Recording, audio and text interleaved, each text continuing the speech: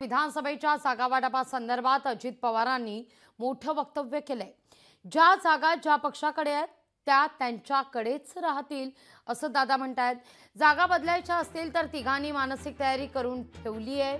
जागावाटपासंदर्भात लवकरच निर्णय घेणार असल्याचं देखील अजित पवारांचं म्हणणं आहे।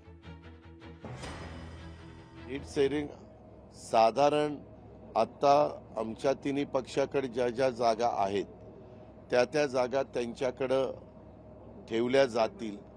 पण जर काही सिटिंग जागा एक्सचेंज करायच्या असतील तर त्याही प्रकारचं तयारी मानसिकता ही तिन्ही पक्षांनी आणि त्यांच्या मित्रपक्षांनी ठेवलेली आहे। आता त्याला लवकरच अंतिम स्वरूप दिलेलं आपल्या पाहण्यात येईल आणि त्याच्यानंतर प्रचाराची रणधुमाळी सुरू होईल। लोकशाही मराठी ऐका, पहा, जागरूक रहा।